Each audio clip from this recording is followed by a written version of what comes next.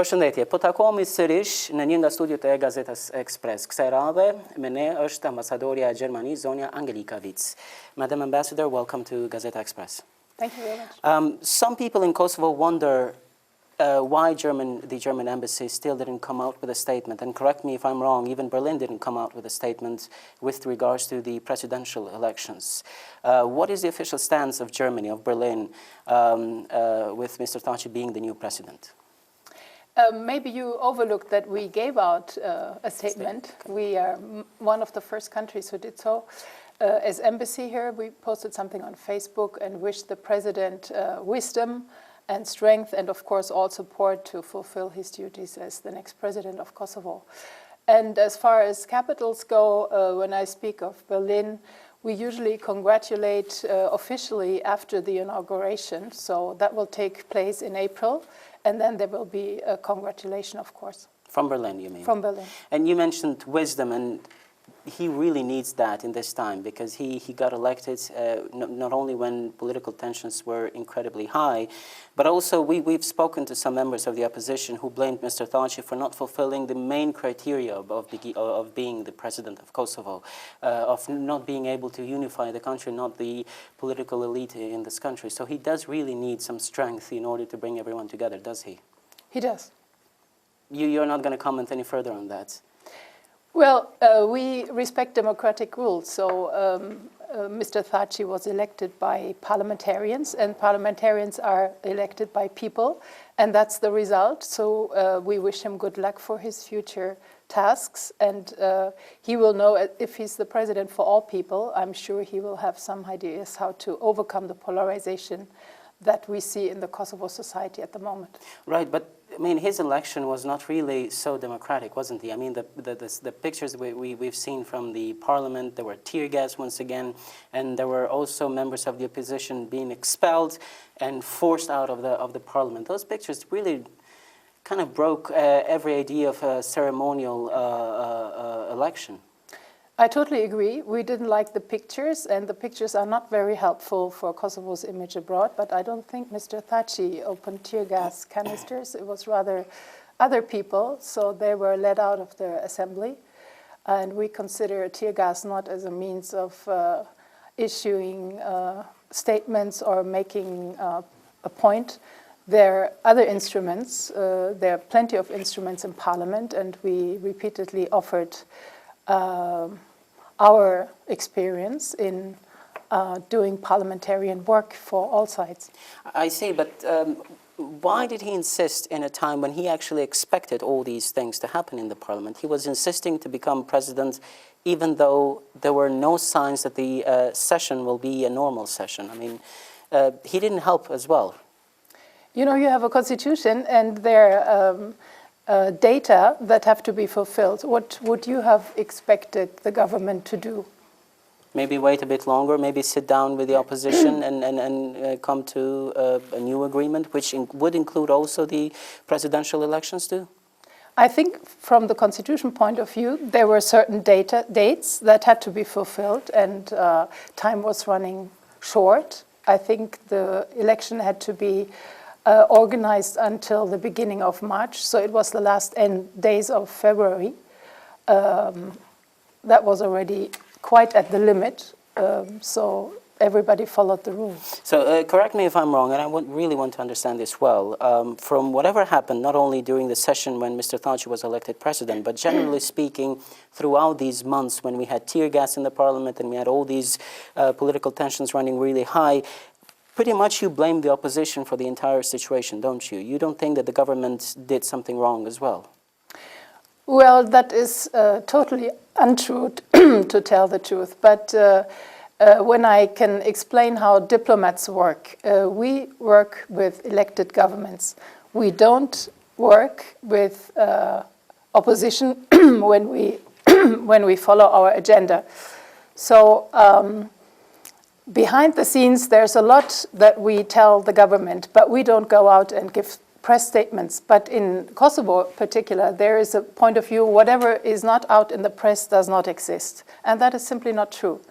So we have ongoing dialogues with several ministers about developments that we think are detrimental or not really bringing Kosovo forward, but we don't doubt and issue a press statement after these talks. Right. So, during these talks, could you tell us something? What did you say to the government? What did you point the finger at them about? What was the criticism that you told them? What did they do wrong?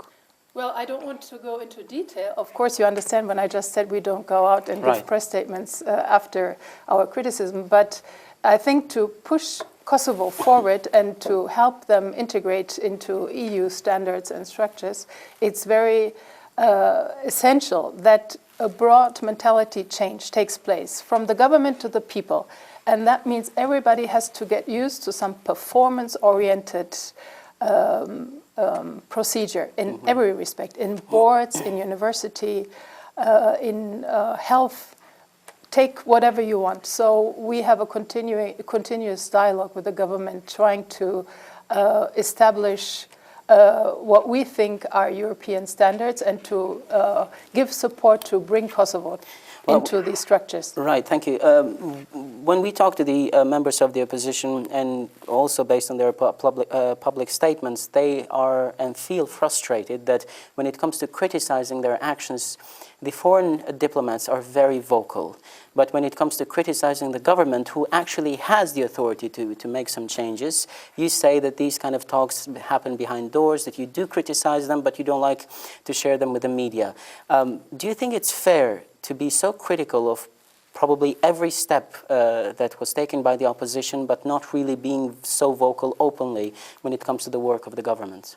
Well, there's a big difference. If the government used violence, of course we would come out and be very vocal on that. We simply think the opposition way of dealing with conflicts is not a very democratic way.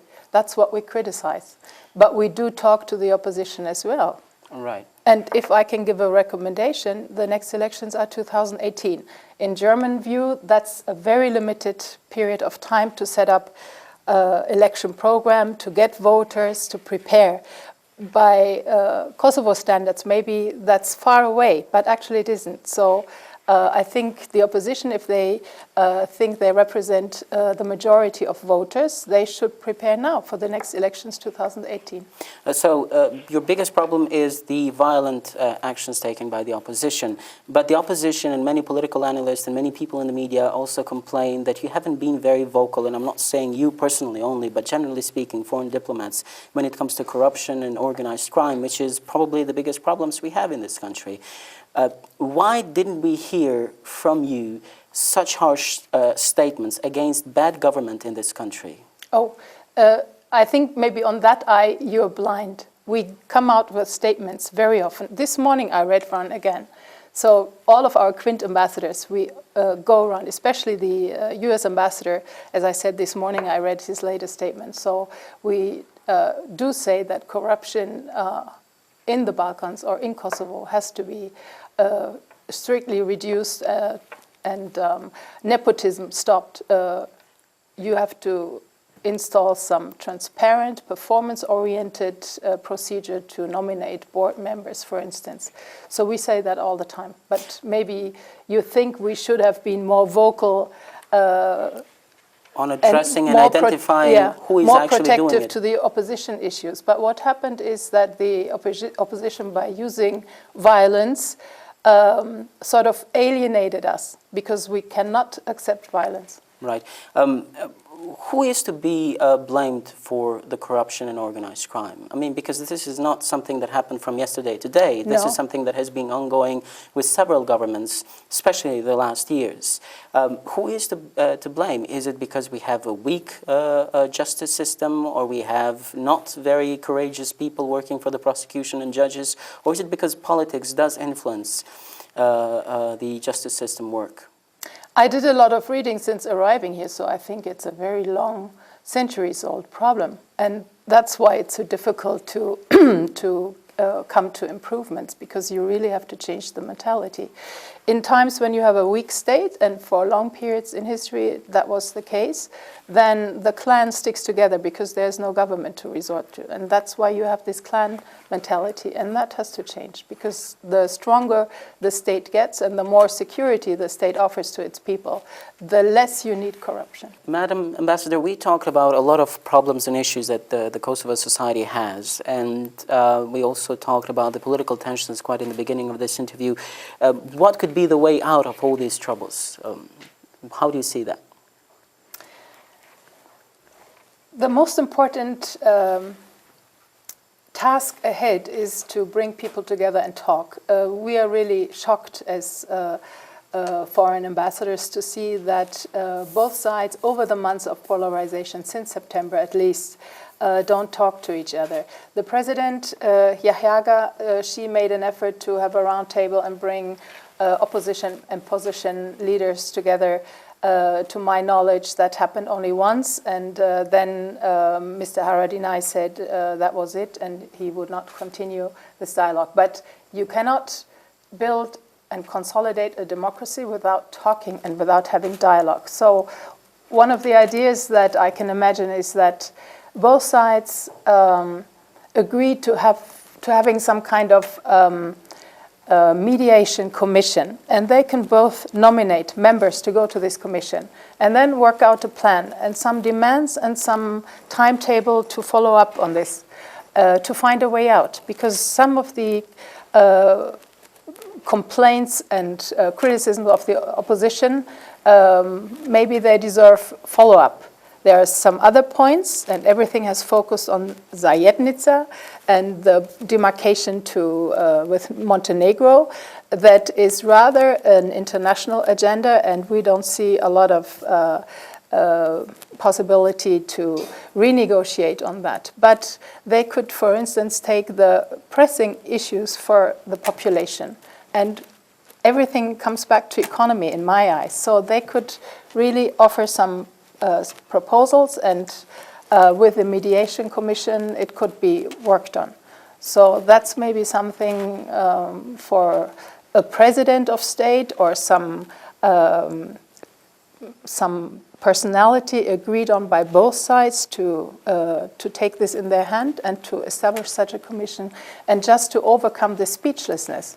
Yeah. And this has to happen, because it's not imaginable that you continue with politics, and the parliament is not a place where things get discussed. Right, and what you're saying is get rid of all these political tensions that you have now, and then focus on the real issues, which is, again, the economy and the unemployment and etc.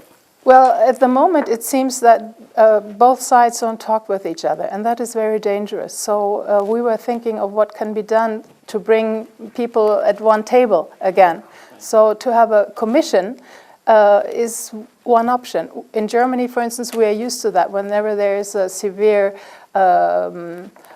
political or economical problem with trade unions, you very often have months of speechlessness between the two sides. And then in the end you have some mediation commission that both sides agree to, and they try to overcome the blockage, and that's what it is. Right. Let's move to something that you have been very critical, and probably you are the only one compared to all other foreign diplomats. You've been very critical when it comes to the education in Kosovo. I know that you've written op-eds, and you've given interviews by mentioning the very weak quality of Kosovo education. What's your current stance on that? Probably we can consider also what happened with the University of Prishtine recently. Yes, after the rector of the university, Mr. Zainullahu, resigned, I'm more pessimistic than ever.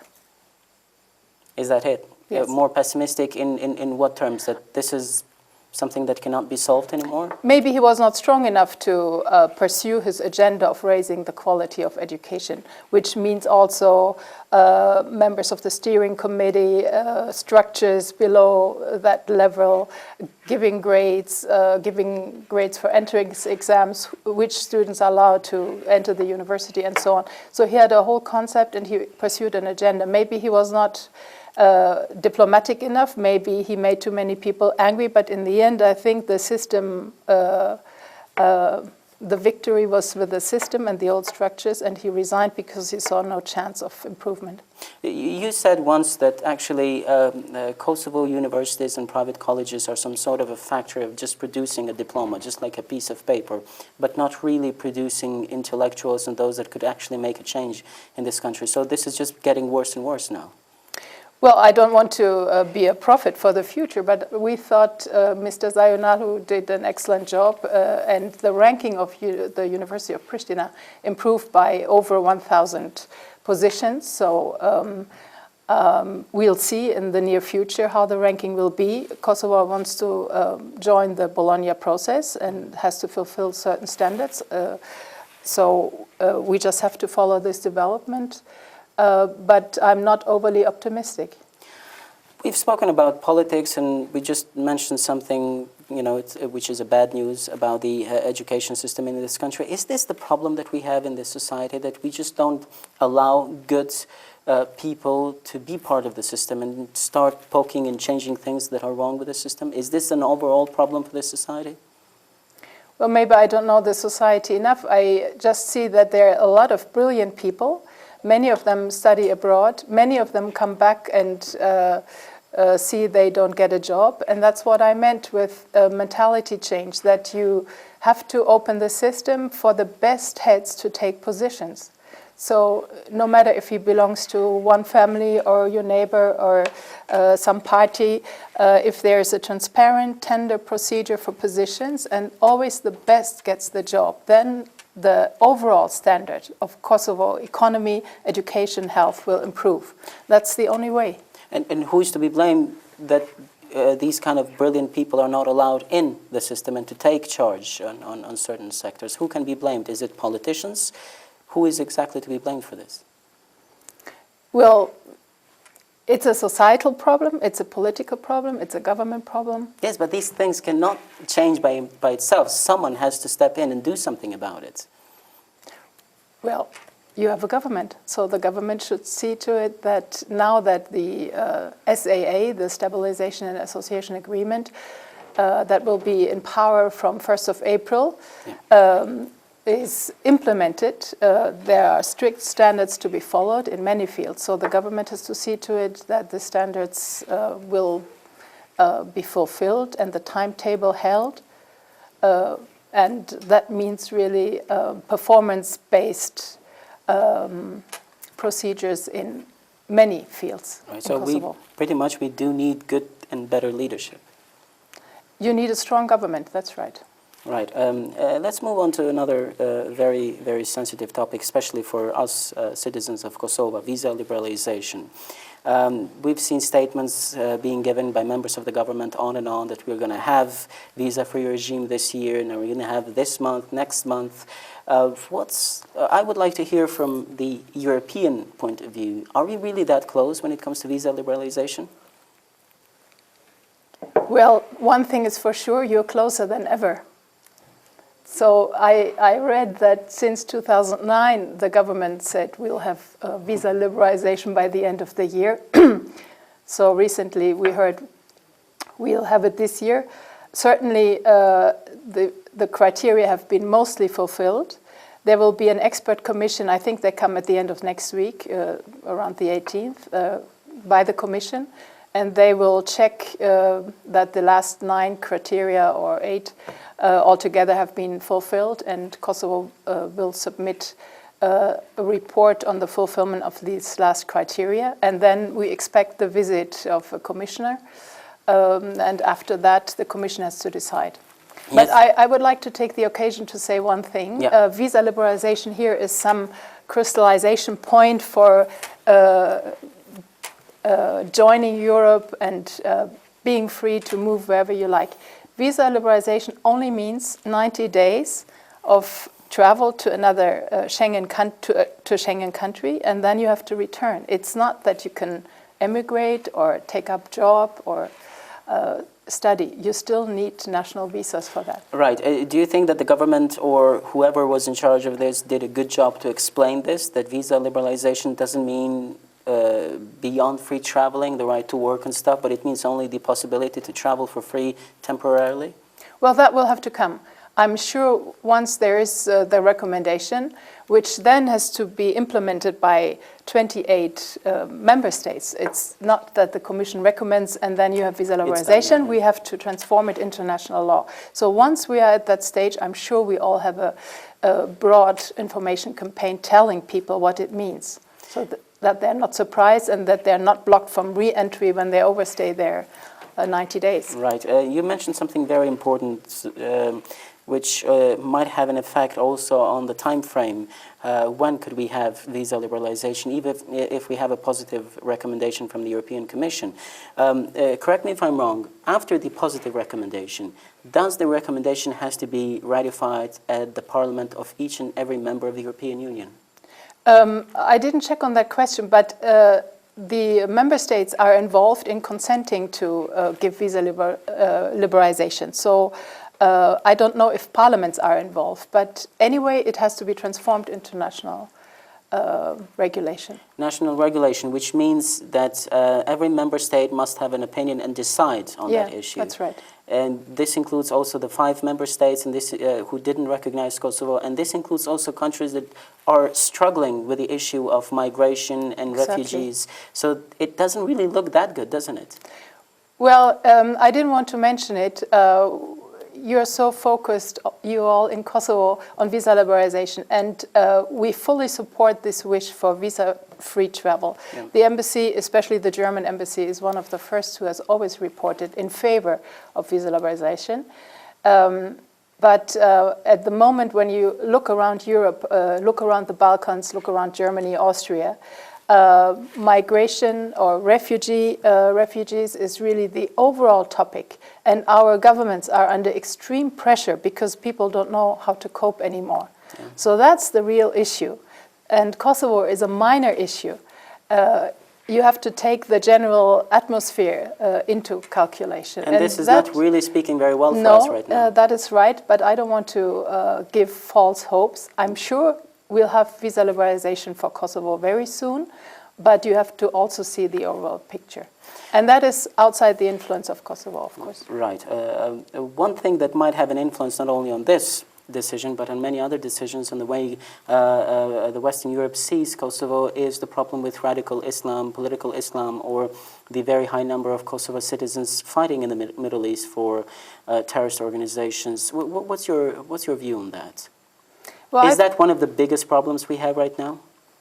In Kosovo, you mean? Yeah. No, I don't think so. I know that per capita, you have the highest number of foreign fighters, and that's alarming.